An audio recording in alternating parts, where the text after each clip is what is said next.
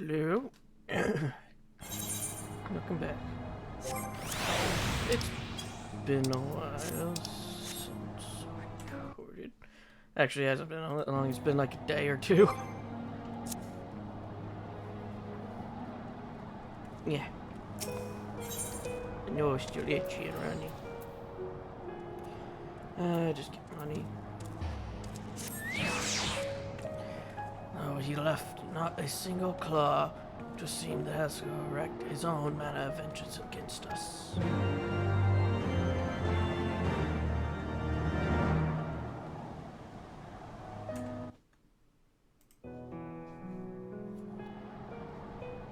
'Twas my life's goal to slay Nidhogg, but I find there is little joy to be had in its accomplishment.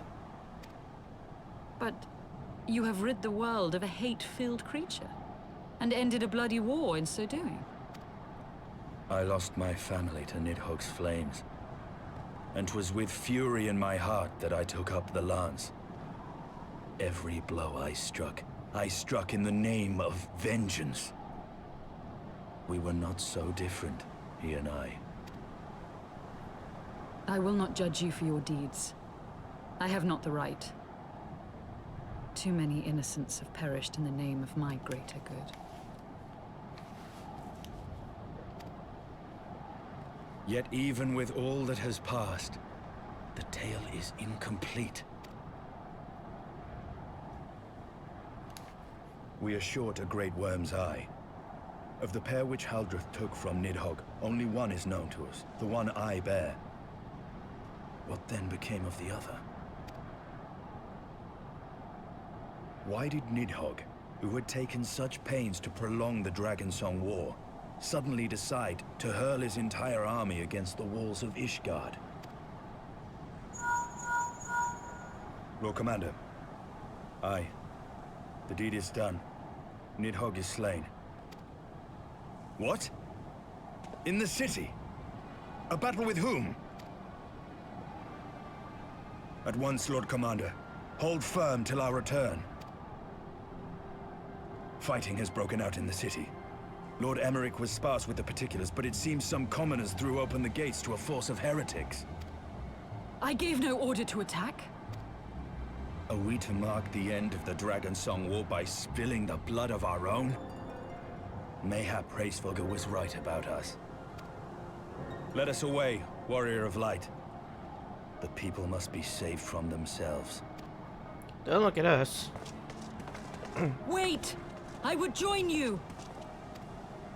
There has been enough violence. I will appeal to my people in the city and make them see reason.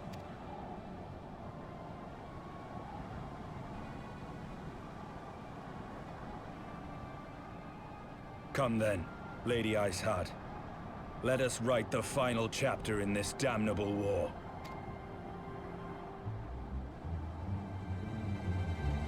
Edgar's not a people person, and I've already said my way of finishing something was just to murder them. Don't see how we're going to be a help.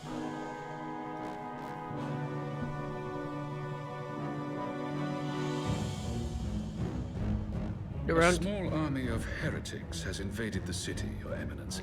The round table of fish. But there is no cause for concern. A sizable contingent of our soldiers is already in place to repel the Dravanian assault, and the intruders will soon find themselves outnumbered and outmatched. Our plans proceed apace, then? Yes, Your Eminence.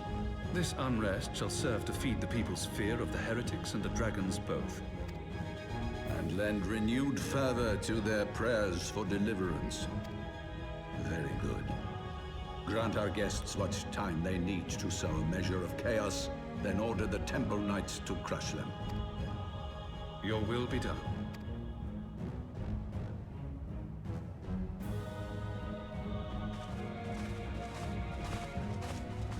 There goes the Order of the Fish.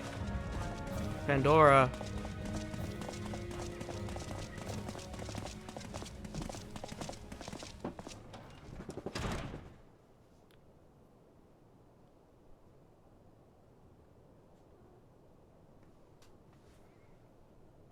Pandora one just seemed to be skipped. The moment is at hand.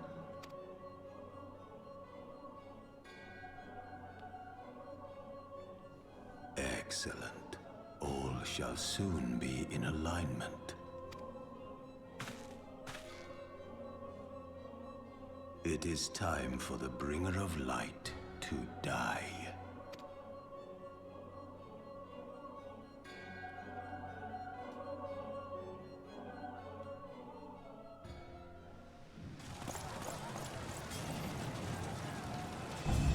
Yeah, that is basically what would happen if you asked me for help and Edgar. But I think the place would be already burned down.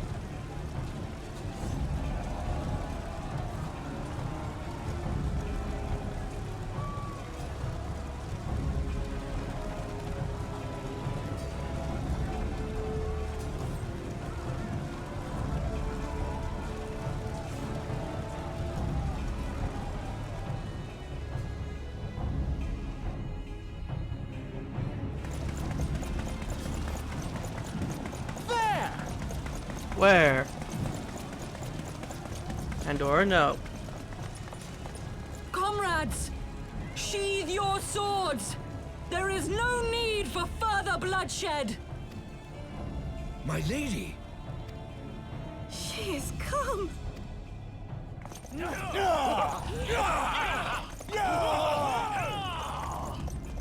Hear me, brothers and sisters. The war is ended. Nidhogg is no more!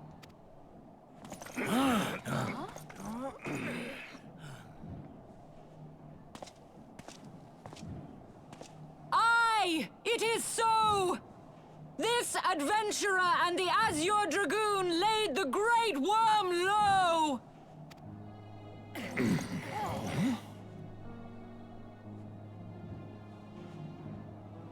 The endless cycle of violence between man and dragon was born of our forefathers' treachery. You have followed me, bled with me, to bring this truth to light that we might all know peace. But Nidhogg is dead. Nidhogg is dead, my friends! He who bore such hatred towards Ishgard is dead! Let his hatred die with him, I say! Let us sheathe our swords and go in peace! Have we lost? No, my friend. Far from it. At long last, the peace for which we have so desperately fought is within our grasp. And I, for one, would not forsake it.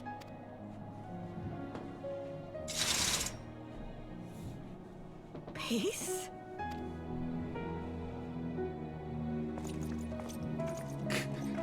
Some of them just kind of look sad. Oh, they wanted war, not peace.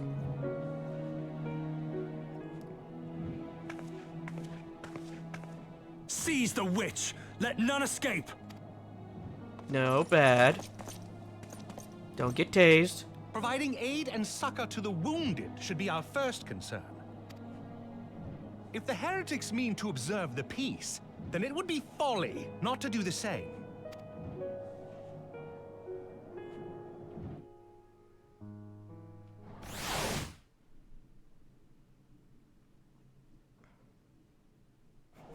Apparently Toothless was there at some point.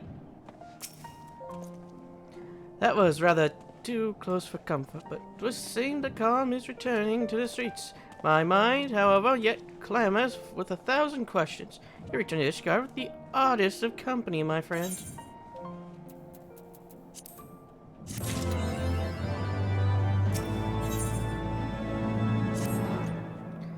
That, my friends, was rather too close for comfort. Praise alone that things did not end in bloodshed. I confess I was more than a little dismayed to see you in the company of Isot.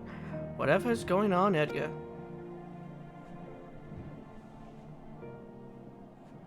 Beg pardon, you traveled to the Churning Mists together, along with Estinian?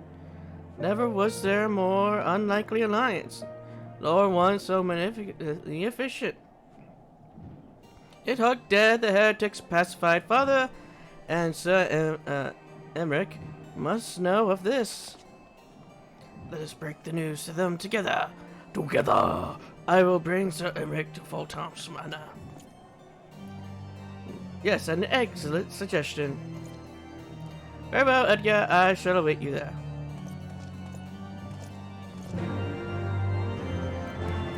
Well, that was quick.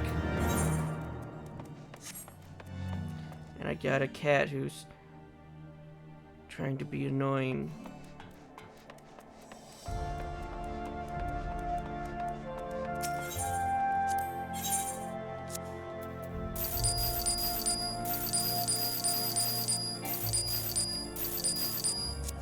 There we go. Still not close to repaying for the gear that we have purchased, but close enough.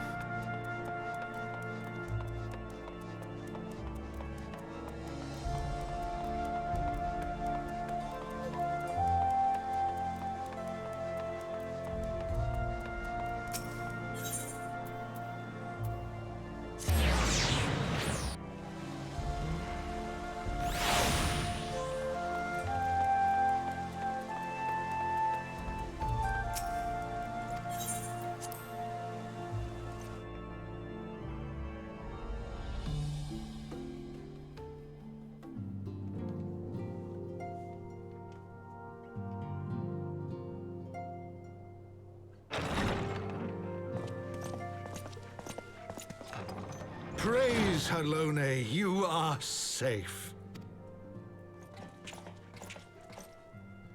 My safety was never in doubt, Father. For I had the Azure Dragoon and the Warrior of Light by my side. We bring the most wonderful tidings.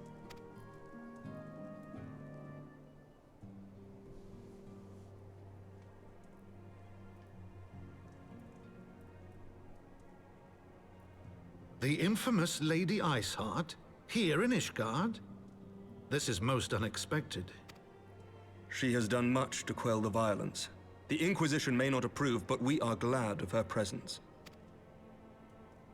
And with the Great Worm's demise, even our nation's more reactionary elements will have scant grounds to press for her immediate impeachment. My thoughts exactly.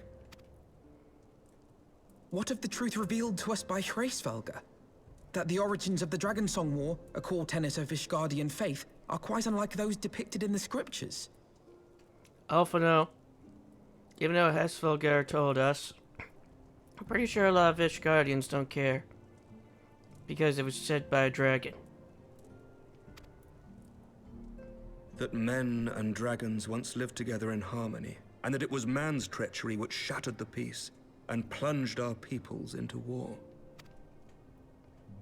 The same scripture also describes the origins of the High Houses. Were it exposed as false, the legitimacy of our rule would be called into question. If both Highborn and Lowborn can trace their ancestry to Thordan and his knights, 12. But a single sip of dragon's blood is required to confirm their lineage.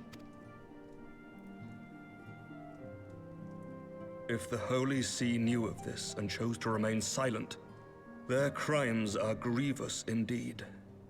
Regardless, this state of affairs cannot be allowed to continue.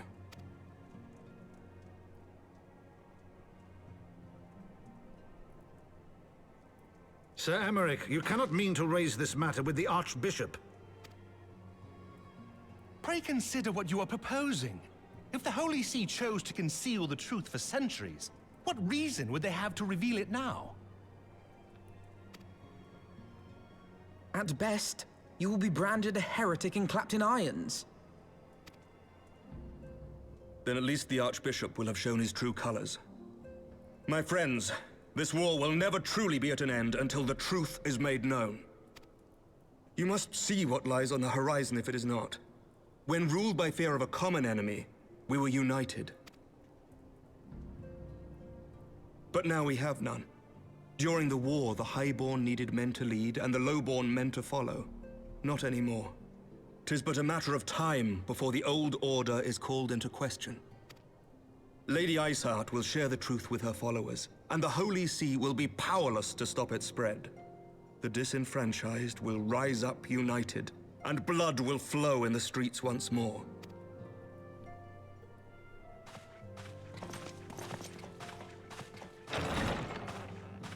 A divided Ishgard will not survive.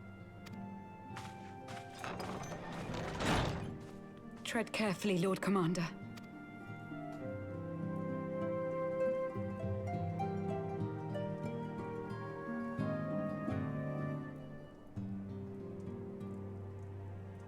My lady, is it wise to let him go?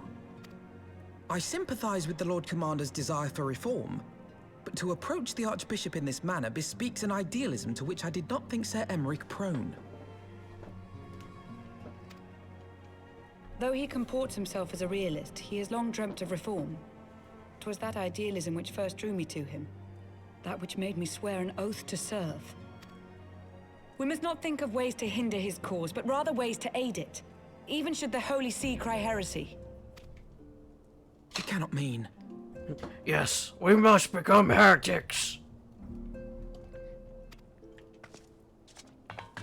If the Lord Commander does not return from the vault at the appointed hour, I mean to go and fetch him. Have care, my lady. Your words border on treason. Should they reach the wrong ears, you will be declared an enemy of Ishgard. And? I don't see any fault with this. That is a risk I am willing to take. Lest you forget, my lord, I am not born of this land. My loyalty is to the Lord Commander alone. But I speak only of what may come to pass.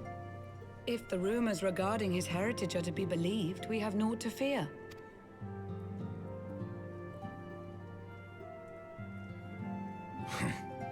Lies and slander.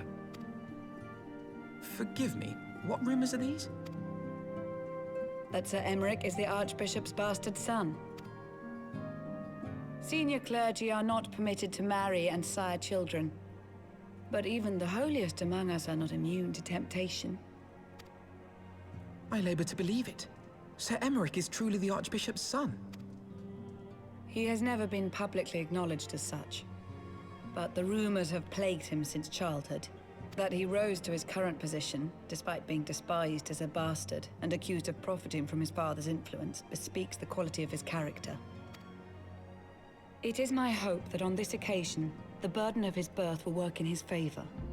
Should our worst fears be realized, the Archbishop will not be so quick to execute his own flesh and blood, affording us time to mount a rescue. Or he would do it immediately. Bastard or trueborn, he is our nation's best hope. If the Holy See dares to threaten him, I shall lead the charge against the vault myself. Hear, hear! The future of Ishgard rests on Sir Emeric's shoulders. I too will do mine utmost to aid his cause. Orshafon, be reasonable. Count your mouth didn't move there for a second. A knight lives to serve, Father. To aid those in need. The people need Sir Emeric more than ever, and we may be his only hope. There is no greater calling for a knight than to save the life of his fellow man.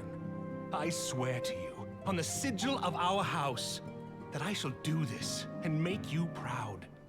He swears upon the unicorn.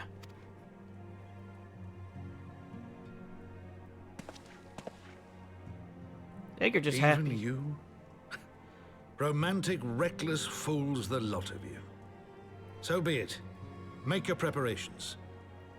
Nah, Edgar's just here to get paid. And serving the vault, which means there's a lot of money involved for him. Why does he want the money? Simple. He wants to stack the coins. He wants to stack them and see if he could get to space with them.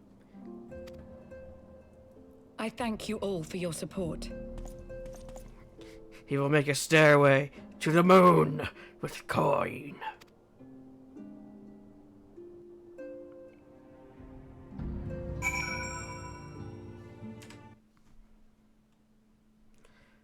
Okay.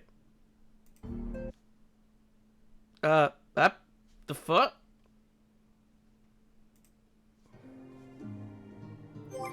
Okay, that was odd. I went to make sure that the recording was actually capturing, and when I went to go click back into the game, it minimized the game. Thank you. Your assistance is most welcome. I fear it will not be enough. Few as we are, we will struggle to reach the Lord Commander. If we are to succeed, we need recruits to our cause. Let's see, we got 2 tanks, 2 DPS, and a healer. We're good.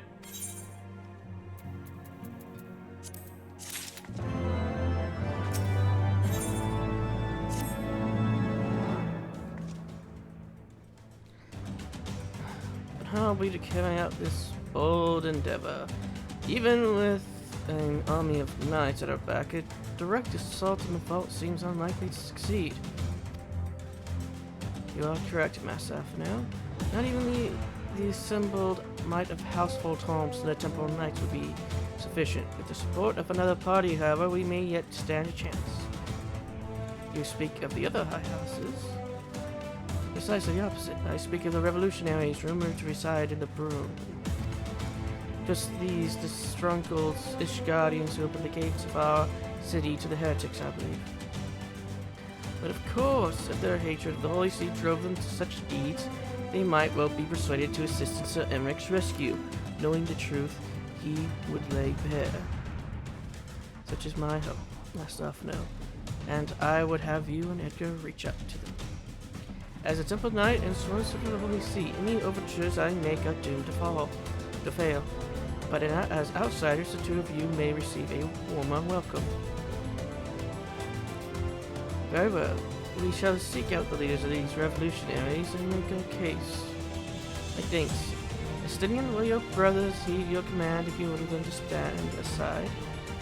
The dragoons have no love for politics, my lady. They will gladly watch and wait for while the highborns fight amongst themselves. How very wise. Edgar, we should hurry to the Forgotten Knight. Tataru may have knowledge of these revolutionaries.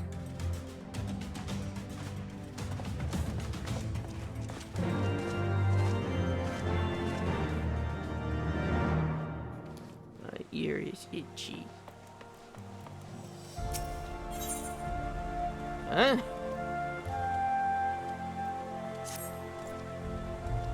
We recently held a ceremony honoring the passing of Sir Colabampt, the 3rd son of House Hallinert. But I was surprised to see none of the Rose Knights from Count Clapton in attendance. Now that they should abandon the camp, mind you, but at the very least I expected to see Rotamont or perhaps Lady Lynette in attendance. I'm sure she has her reasons for not attending, but Rotamont is a dear friend of mine. I would know how he cared for Sir Clement. They worked quite closely for many years down to the very end. Which is why I want you to present this to him, this battle standard raised during the ceremony. I am certain he will have attended if he could, and at the very least I would think he would appreciate a memento from the ceremony.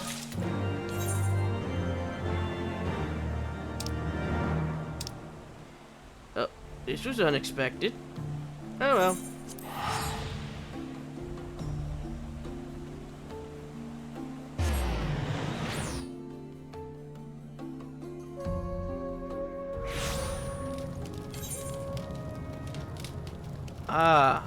I say. Looks like we're gonna be busy here for a bit.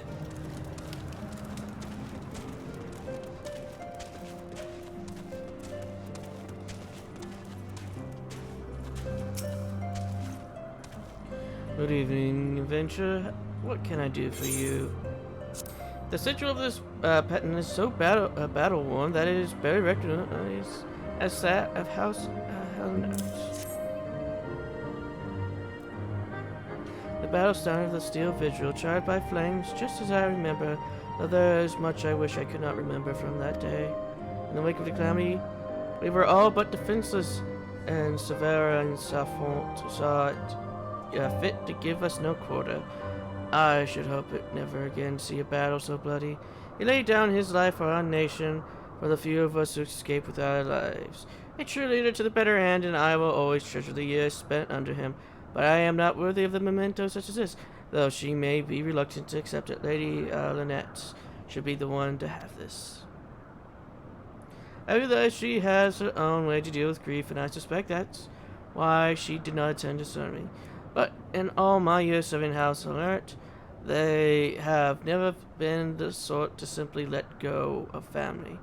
Please, friend, take the battle standard to her.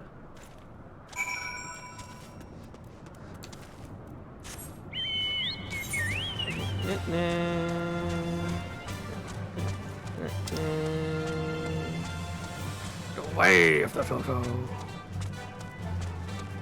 Need of order.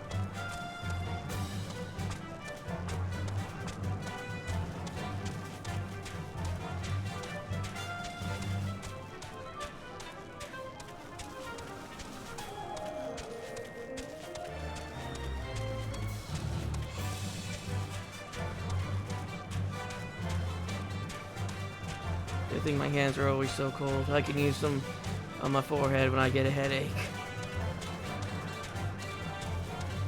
My hands are always as cold as ice. I don't know why.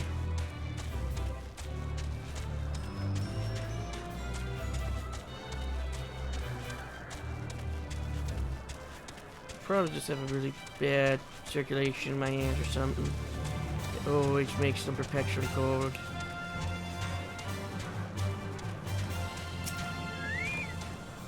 Hello there, Edgar. Is this something you need? Yeah, here's a standard that's on fire. The battle standard from the steel visual. You are too kind. This is the most unexpected gift. Trollobump was a good man, always ready to put his men's needs before his own. They were a family, and they mourned his loss like family, though I wish they had not followed Francia's example. He insisted on a post in central Carthus, hoping to avenge him someday, and the prince's men were quick to follow suit. But I refused to dwell in the past, grieving at gathering year after year. It's not what he would have wanted. Nay, he would have me live my own life, and fulfill my own dreams. His passing was a great loss to our house, but such hardships are not unfamiliar to us. Times are hard, but we will move forward, and in time Ishgard will become the great nation he believed it could be, free of war.